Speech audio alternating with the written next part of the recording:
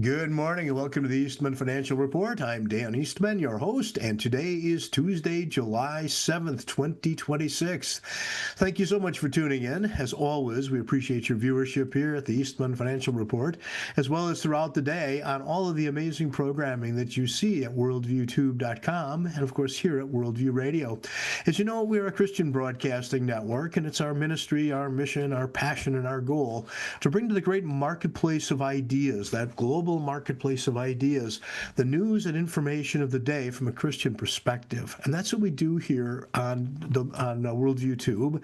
And that's, of course, what we've been doing since 2006. And, of course, if you notice, you're not paying a paywall or a subscription to see our content. We're not selling our content behind a paywall. And there's a reason for that. And the reason is because this is a Christian ministry. We are offering this message into the great marketplace of ideas free of charge, just as the apostles did 2,000 years ago, at great personal risk to themselves, I might add. And we're continuing in that tradition today. And that's why it's so important that we continue to be able to offer our content free of charge. We can do that because of viewers such as yourselves who help us out in this ministry by going to worldviewfoundation.com and making a donation. You can sign up for a one-time donation, which is always very helpful, or you can sign up for our monthly plan, and that allows us to basically flatten our revenue curve a bit so we can better match costs to revenues and keep our bottom line positive, and that's what allows us to continue broadcasting free of charge. And we're happy to have you help us in this ministry. So go to worldviewfoundation.com or www.foundation.com and sign up and make a donation. You can also help us in this ministry by doing business with the vendors you see advertising throughout the day on the network. As you know, we don't sell blocks of advertising time on a commercial basis. Rather, we partner with companies that we know and trust, and when you purchase goods and services from them, a small portion of the proceeds comes back to us in the form of a commission, and that also helps us keep our bottom line positive. So that's very helpful, not only for the network, but also you're buying some great products and services from some really excellent vendors that, like I said, we know and trust these vendors. We don't just sell random blocks of advertising time to anyone. We partner with these people, so we're happy to be able to offer them a platform to advertise, and we're happy to be able to offer their goods and services to you as a consumer. There's a third way you can help the network and help yourself at the same time, and that is to subscribe to our Vault program. And that, if you go to type in your browser worldviewtube.com/vault, it takes you to our Vault program or our product. And the Vault is an amazing collection. If you think about it, Brandon House has been in this ministry space since 2006. He's written 16 plus books. He's had events, conferences, seminars, and all of that ministerial information is now contained digitally within the Vault. So when you subscribe to the Vault, at your fingertips, you have access on demand 24 hours a day to the entire ministry content. It's an amazing collection. You might think, wow, that's a lot of materials. How would I ever sort through all of that?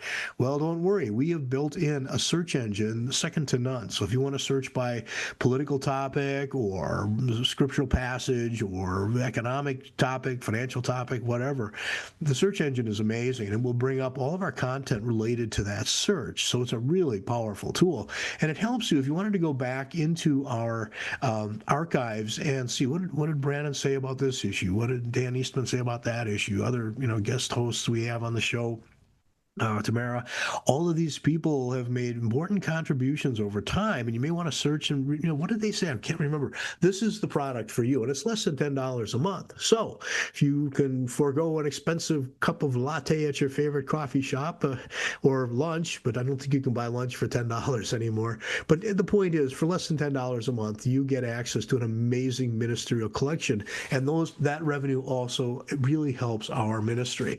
We also have added Bible study courses, and there'll be more coming online. Revelations is up now. It's amazing.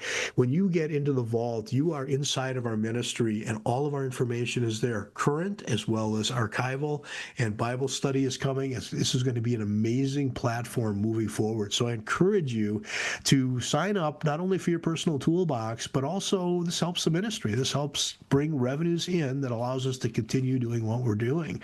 And keep in mind, we all know people in our lives who are struggling for whatever whatever issue. Maybe they have health issues or economic issues or financial issues or family issues, whatever.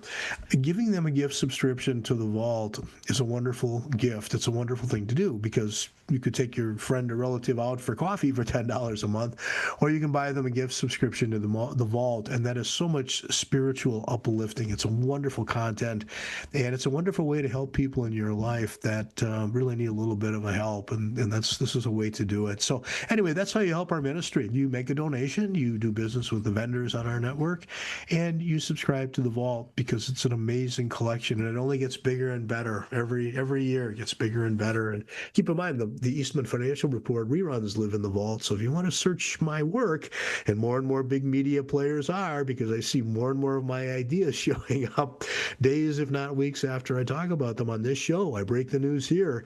And that's the thing. You're watching an obscure financial report, but so many times the topics I talk about will show up in the mainstream media in the next week or weeks, couple of weeks, and it's fun to watch. I think if I weren't coming at this from a personal ministry perspective, I'd be a little miffed. But this is how I give back. I don't get paid to do this show. This is my giving back and bringing from our Christian college classroom into the great digital pathway into the marketplace of ideas. It's good to get people thinking and thinking critically, and then making good decisions. And that's what this is all about, good economic decisions. Well, let's move into the news. And of course, I might as well start out with the oil business. It seems to become the Eastman Oil Report of late. But the pricing across the globe is just frankly depressing at this point. If you're an oil producer, West Texas is coming in today at $70 a barrel. The Porsche dealers are hanging black crepe, and the producers are not quite as happy as they were at $100 a barrel. Brent is at 74. So King Charles Treasury is hurting a little more than usual these days.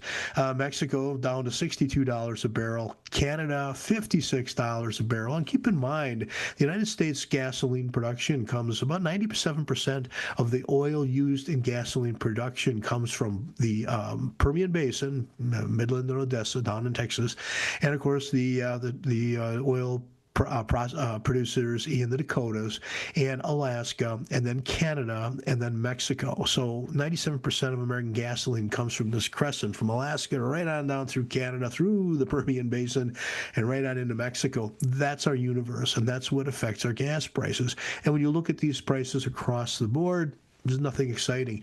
And why is this relevant today? We've been talking about this for 3 months. We all have figured out that production has moved to the Western Hemisphere.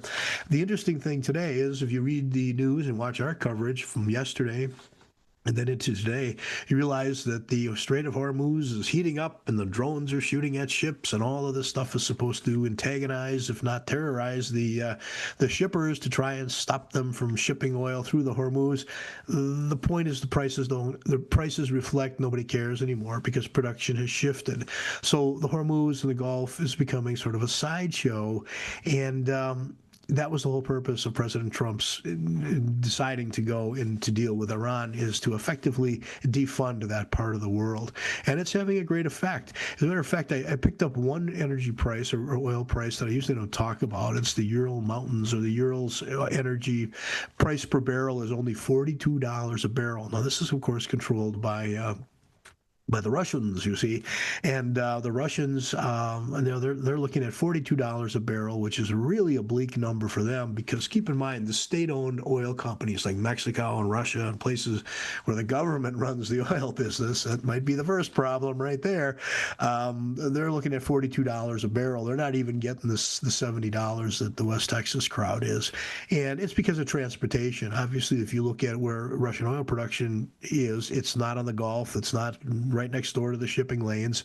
It has to be transported. The same problem as Canada. Canada's at 56. They make, basically, it's a shale operations in the middle of Canada. It has to get to the coast of Canada, or basically it comes down into the pipe into U.S. refiners. But the point is, geography matters, and that's why when you look at the longer this Persian Gulf situation lasts, and they're shooting at each other and flying drones into each other, that only helps global oil producers elsewhere. And if if it continues for months and months and months, people will. Good business sense tells you that you would buy oil from a place that is less contentious. It's, if you buy oil from Mexico, nobody's shooting up the place. There's no crazy going on in the Gulf of America here. So that is a shift. That's what causes the shift in demand. The demand will shift to places that are less intense because it's less costly and there's less risk of failure of delivery, and that's an important concept as well. So here we are. We're not seeing anything exciting at all in the oil business, but when you look at the continued attacks in the Hormuz, you're seeing that it's not moving the needle on the oil prices any longer. That hysteria has died off. Prices have come back to normal. And keep in mind, in any commodity market, there's a speculative component. That's what the NYMEX is. It's where the futures contracts trade for oil. And if you want to speculate and you're feeling like a gambler and you're feeling lucky, you can go and you can buy oil long, hoping the price goes up, or you can sell oil short, hoping that the price collapses and you can cover your short with cheaper oil and make lots of money. And that creates liquidity in the market, and it's a fun thing to watch from I guess from the back bench or the back bleachers, because the speculation is what fuels the American capitalist markets and global markets. It's speculation. There's a great book, Liar's Poker, that came out a long time ago now, but it really summarized the psychology of a certain group of professional financial people who just bet on everything. They bet on which elevator is coming to the lobby first. It's an interesting book, but it really sums up man's human nature with respect to speculation. And that's why when so many of the financial numbers come out about oil and oil prices, you're looking at these paper numbers. You're not looking at barrels of oil. There's nobody will buy a barrel of oil unless you plan on refining it. You can't eat it. You can't do anything with it. It has to be refined or it's worthless. So the only demand for oil is physical oil demanded by refiners who turn it into gasoline. Now, yesterday I talked about demand destruction, which is a concept in economics that we economists look at in micro markets and to some extent in a macro market. But it's the idea that if you offer a product into the marketplace at a price, and if you're the only supplier, you have monopoly power, but then competitors will come in if they're allowed to come in, if you can enter in to a competitive market, and suddenly there's 5 or 10 or 15 competitors, and they all they will all undercut their price until it meets their marginal cost to produce the next pizza, the next unit of whatever they're making, let's say pizza parlor. And that's how markets work. And when you look at that, it's very competitive to buy at the lowest possible price. So it's the same thing with refiners. When they go into the oil market, they want the best grade of oil, not pizza, but oil that they can buy at the lowest price. And that's why when you run a refinery, you have very professional buyers in that space who understand the oil market intricately. They've been to all the producing countries. They've watched how oil gets loaded into the docks. They sailed on the ships that haul the oil. They have experienced a very deep level of how the oil business works. And that's why they will go out and they will buy the best quality crude they can buy at the lowest possible price and bring it into a storage, whether it's their storage, public storage, not Cushing, and certainly not the Strategic Petroleum. I mean, there's still people howling about that. They just missed the whole story. But the point is, that's the business. And that's why when you look at pricing, and you look at the people who buy oil, when you are traditionally buying from the Persian Gulf and it's constant bedlam over there, you would do better to find a more peaceful supplier. Even if it costs a little more, it has fewer contingent costs. And I think that's what professional people do. That's why when you read headlines about oil going to the moon, you have to be very, very careful, and because it's a very speculative business unless you understand oil. And if you do understand oil, it's just we need 1 million barrels in our storage tank so we can make 500,000 barrels of gasoline and sell it. That's your business. Okay, so let's move on from there. Excuse me. I am still wrestling with this Midwest summer cold. Quite an adventure it's been this summer. I want to talk about something else. One of the things I was talking about the NYMEX, and I'll do this before the break, is that when you hear people talking about shorting something or going long, I just want to maybe expand on those concepts a bit. When you go long something, it would be like if you bought an ounce of gold with an expectation that the gold price will go up over time and your ounce of gold will become more valuable. That is going long. You've taken a long position. The same thing with oil. If you believe that you can buy oil at it's $70 in West Texas, and you believe it's going to 80, then you're going to buy oil speculating, not as a refiner, but as a speculator. You're going to buy the oil at 70, and you'll sit there and wait, and then when the price gets to 80, you'll sell off your oil and make $10 a barrel, right? That's going long.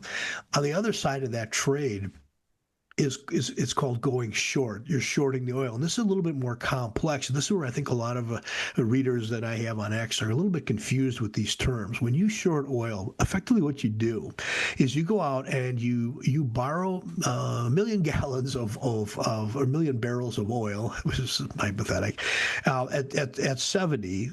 And you believe the oil is going to go down to 60 because the conditions will continue to deteriorate. So you sold this, you borrowed it from somebody and you sold it to somebody else at 70, and you have to pay the person back that you borrowed from, and you're betting that the price is going to go down. You can buy it at 60, pay the guy back that you paid it at 70, and you take the spread. So short sales have always been controversial in American finance. As a matter of fact, in the stock market, short sellers, where you effectively borrow stock from somebody and sell it at the current price with the expectation that the stock is going to go down in value because of company fundamentals or whatever. That has driven out any number of public companies, because the short sellers can effectively drive your price to the floor. And it's been controversial. There's been more action to try and ban short selling than there has been in worrying about somebody going long betting on an inflationary future. So I'll talk more about that. It's merely semantics at this point, but it's very important to understand what is a short seller of oil and what is somebody going long in oil. And if somebody bought or if somebody sold oil at 150 thinking it was going to 200 and it's dropped down to 70, their loss can become rather dramatic. And that's why short sellers are at great risk. It's not for the faint of heart.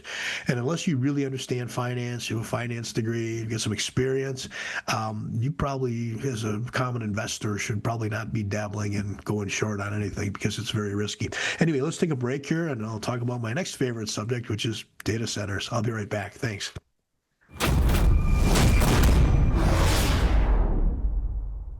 Introducing Worldview Tube Vault. Over 35 years of radio broadcasts, television programs, documentaries, and ebooks. Plus, Worldviewpedia, our powerful search engine for instant worldview and Bible research. Join for as little as $7.99 a month. And now, Vault members get something brand new, courses. Our very first course is here, the Book of Revelation with Brannon House. 53 in-depth lessons, complete with overview quizzes, walking you verse by verse through one of the most important books in Scripture. Getting started is simple. Go to worldviewtube.com/vault and join today. Already a member? Visit worldviewtube.com, click the person icon in the top right, and log in. Then hover over Vault in the menu and select Courses. That's it. You're in. Join WorldviewTube Vault today at worldviewtube.com/vault. Okay, thank you for your patience, and I encourage you to check out our Vault product. It is really amazing. If you want to see this ministry in whole and have access to all of our content, so you're not just, if you miss one episode of the Eastman Financial Report, you may be in a panic. Well, if you subscribe to the Vault, you can go back and watch the rerun, and it'll all be good. So it's really a great product. Check it out. And for $10 a month, I mean, if you look at the price of just about everything this day and age, that's not a big number. Okay, I want to finish the oil discussion of the day by pointing out, yesterday I was talking about demand destruction of gasoline and how that's becoming a concern to the oil industry. Because if you think about it, the oil industry emerged out of nowhere in the middle of the 1900s, the 20th century, the 1900s. And it effectively has been driven by two phenomena. Number one is personal transportation of cars and trucks, automobiles, whatever, motorcycles, and airplane fuel. Because after World War II, two amazing things happened. The people of the United States became mobile, not only in the ability to buy and drive cars, and we have beautiful cars. I'm a real car guy, and Americans have made some amazing cars. But the point is, it's all about personal transportation. And in the United States, there is a bit of a cachet or an identity component to driving a cool car. Okay, so the point is, we really invented the automobile phenomenon, which of course takes gasoline. I mean, that's the primary fuel. And the second thing is, air flight has gone from an elitist thing where certain elite people could fly from one city to another, and it was the people dressed up in suit and tie and fancy outfits, and it was a big deal, to basically running the Greyhound buses of the sky today, where for $39 you can fly completely across the country. And if you are a patient person, very tolerant person, you can fly cheap, $39 across the country and somehow survive. So the point is, that's what has driven the whole oil industry, is demand for gasoline. And gasoline is about 45% of a barrel of oil. The jet fuel is maybe 11%, and then diesel fuel, where we haul not only trucks but diesel locomotives, trains. So the point is, that is the demand, the purchase demand from the refiner. Remember, the refiner demands from the producer, buys the oil, turns it into fuel.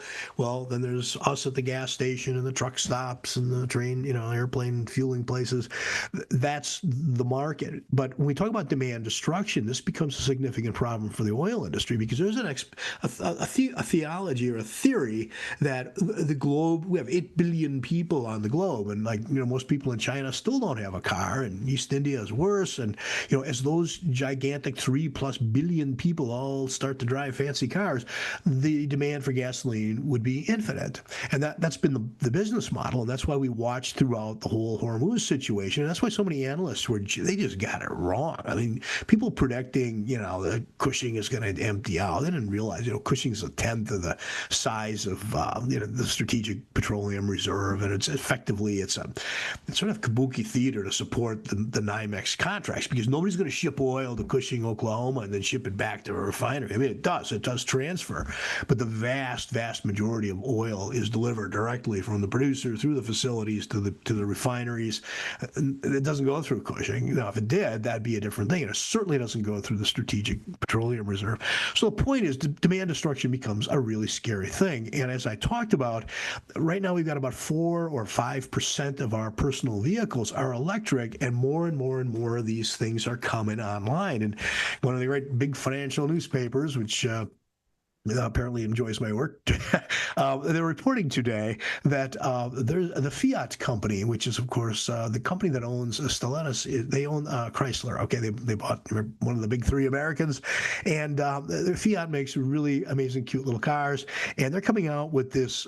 I'm not sure if it's a car or a golf cart. Maybe it's a hybrid, but it is going to be an electric vehicle for $14,000, and at top speed of 25 miles an hour. So this would be used in small towns like Boston and Chicago, trying to drive urban areas that are difficult to, you don't need speed. Then you can plug it in, and it runs for 46 miles on a charge. This is not, I'm not endorsing this product, and I'm certainly not getting a commission from Fiat.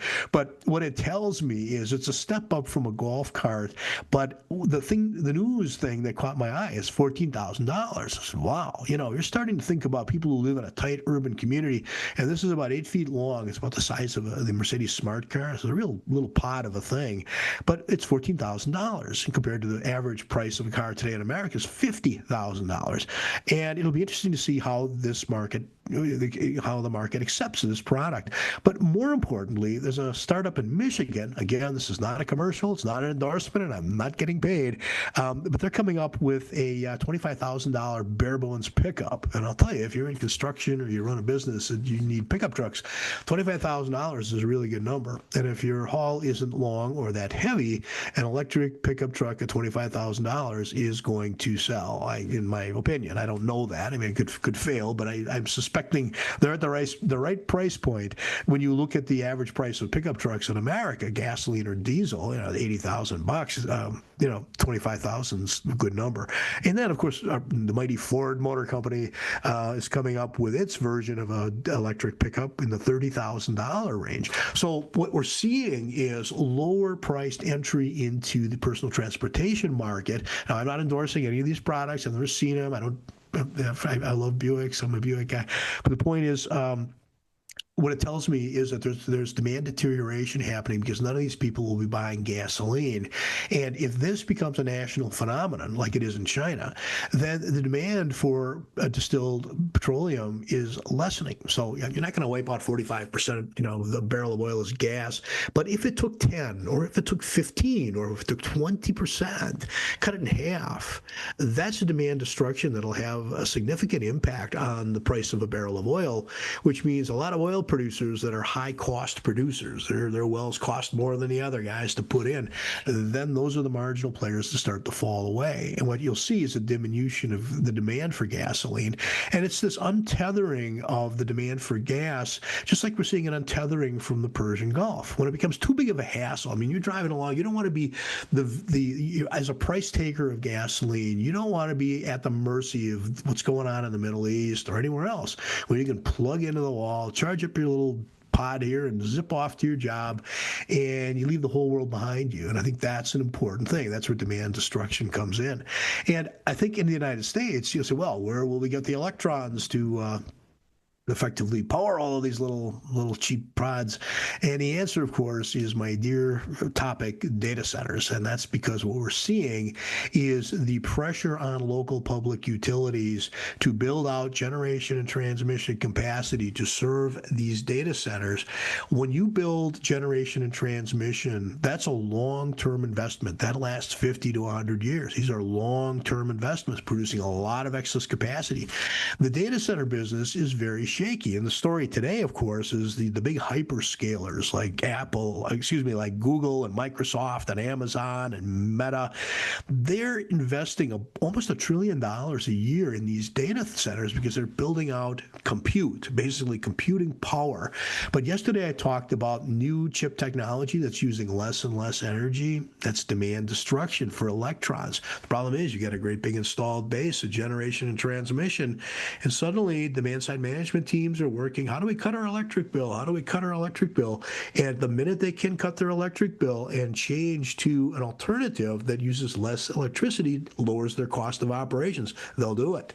That's why everybody went through their factories and took out all the regular light bulbs and put in LED because you wanted to cut your energy bill rather dramatically. The same thing is happening. And it's happening. The story today is that one of these hyperscalers is actually leasing out some of its compute space. And what it tells you is they overbuilt. Now you've got excess capacity, so you're leasing it out, trying to recapture that capital by rental revenue rather than data sales revenue. So what it tells me is that we have an instability in the data center stampede. This is the oil boom or the land boom of Oklahoma land rush. This is what's going on the data side, but the utility side is being dragged along with permanent build out, which, if our American transportation fleet switches more and more to electric, that's great. We all have plenty of electrons, and the world will be a better place. One thing I want to mention, I was watching this actually on this network, if you followed yesterday, the show that followed mine, Tamara Scott's show, she had a guest host. And one of the things that really concerns me is that there are people out there saying that anybody talking against data centers is a Chinese shill or a Chinese spy or some Chinese influence peddler or something. That is not the case. I'm looking at this information from the American perspective, having regulated utilities and understanding how long it takes to build generation, how long it takes to site transmission. And this has nothing to do with China. What this has to do is a boom in data centers when the technology data is telling me that it takes less and less and less electricity to do what these guys are doing with state-of-the-art technology today. 10 years from now, they're going to be doing vastly more for much less, and we're going to be stuck with the electric bill. And that's not shilling for the Chinese. That's telling you in your community, if they're building one in my community, man, this is right up the road from me. I'm not shilling for the Chinese. I'm shilling for the people of Ozaukee County, because somebody's got to bring some logic to this crazy process, and that's why I'm doing this. So anyway, that's what I've got for today. I'll be on the air tomorrow, and then I'll be off until next Tuesday. So thank you so much for your patience and your viewership. And then please go to worldviewfoundation.com and make a donation. Take care and have a great afternoon. Bye.